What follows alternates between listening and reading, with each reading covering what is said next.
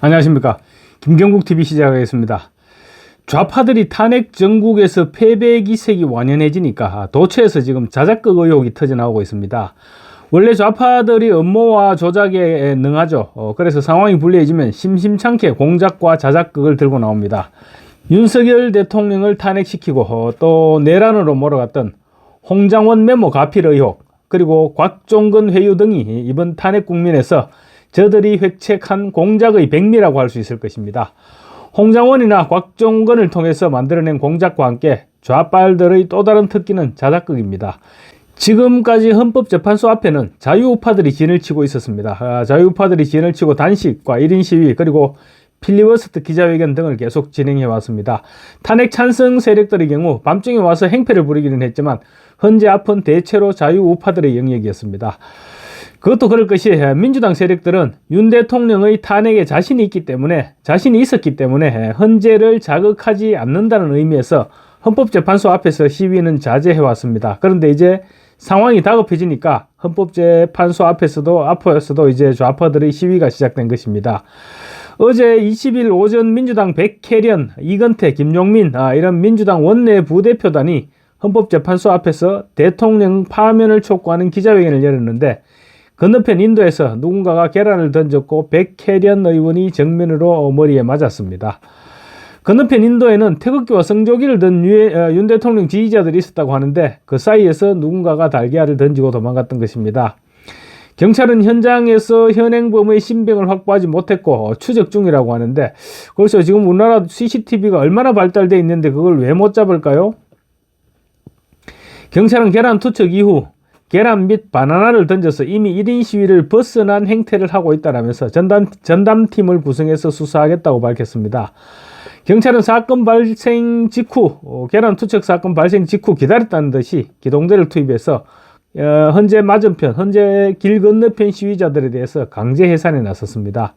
그러면서 경찰관에 욕설을 하거나 때리고 꼬집는 행위는 공무집행방해 행위로 현장에서 적발하는 즉시 현행범으로 체포하겠다고 경고방송하기도 했습니다. 계란 투척을 계기로 눈에 가시 갔던 1인 시위자들을 몰아낼 기회를 잡은 것입니다. 일부 시위자들은 이 과정에서 빨갱이 경찰이냐, 이재명한테 먹혔네 라면서 경찰을 비난하거나 우리가 아니라 뿌락치가 던진 것이다 이렇게 주장하기도 했습니다. 이들은 끝까지 버텼지만 결국 퇴거당해서 안국역 쪽으로 밀려나갔습니다. 이와 관련 국민의힘 윤상현 의원은 페이스북에 민주주의를 위협하는 폭력 행위는 절대로 있어서도 안 되고 용납돼서도 안 된다. 그렇지만 경찰은 용의자를 검거하기도 전에 기동대를 투입해서 헌법재판소 인근에서 시위 중이던 시민들을 강제 해산시켰다. 일각에서는 이번 계란 투척과 강제 해산이 민주당 측의 자작극일 가능성을 제기하면서 관련 사진과 목격담을 공유하고 있다. 경찰은 선입견 없이 철저하고 공정한 수사를 통해서 진실을 밝혀야 하며 불필요한 갈등과 억울한 희생자가 생기지 않도록 해야 한다고 주장했습니다. 그렇죠. 어떻게 된 상황인지는 모르겠지만 상식적으로 거기서 계란을 던지면 1인 시위자들이 모두 쫓겨날 것이라는 점을 상상하기는 어려운 일이 아닙니다. 그런데 시위대가 그런 바보 같은 짓을 했을까 싶기도 합니다. 또 현장 화면을 보면 계란을 맞기 전에 백혜련 의원이 계란이 날아오는 방향을 정면으로 응시를 하기도 합니다. 또 다른 자작극은 이재명에 대한 권총 암살 제보입니다. 민주당은 지난 12일이었나요? 13일이었나요?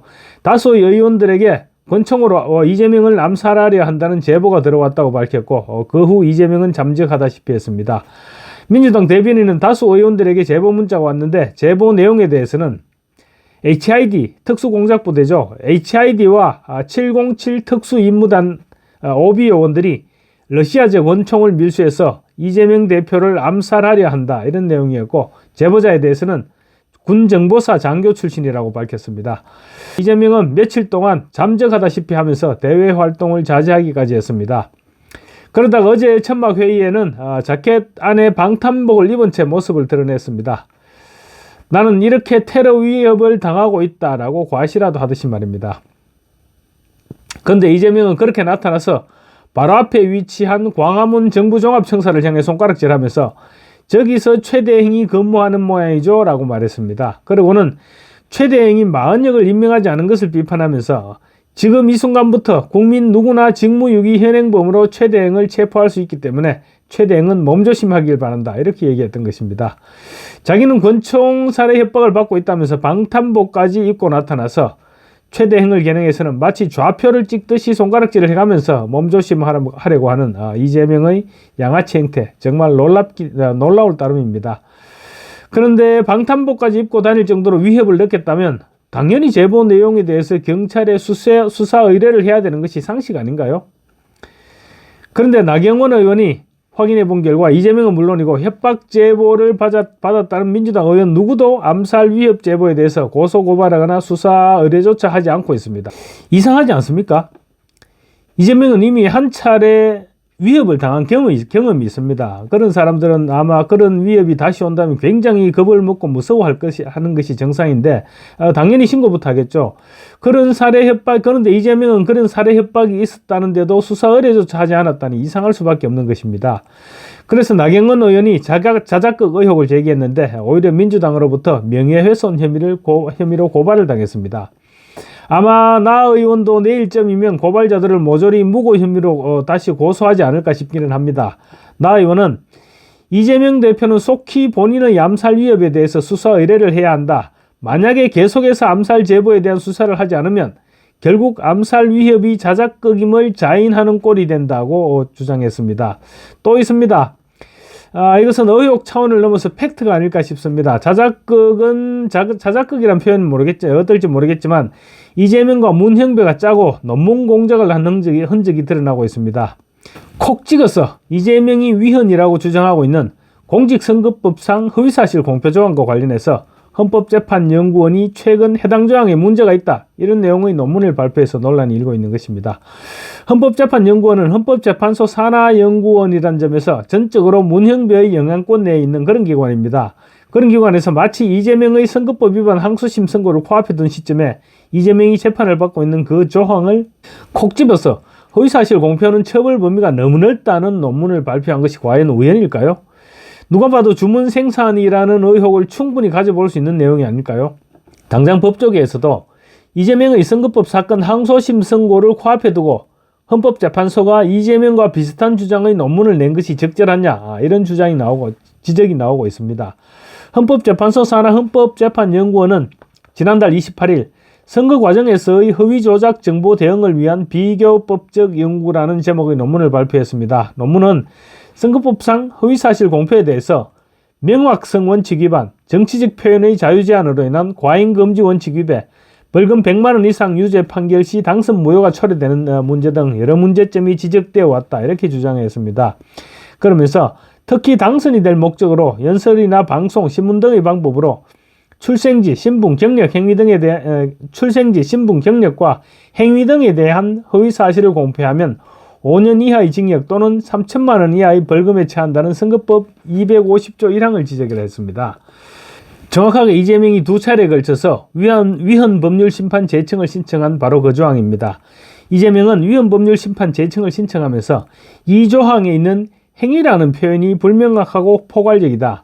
발언들의 전체적인 인상을 고려해서 허위사실을 판단하는 것은 위헌이다라고 주장을 했습니다.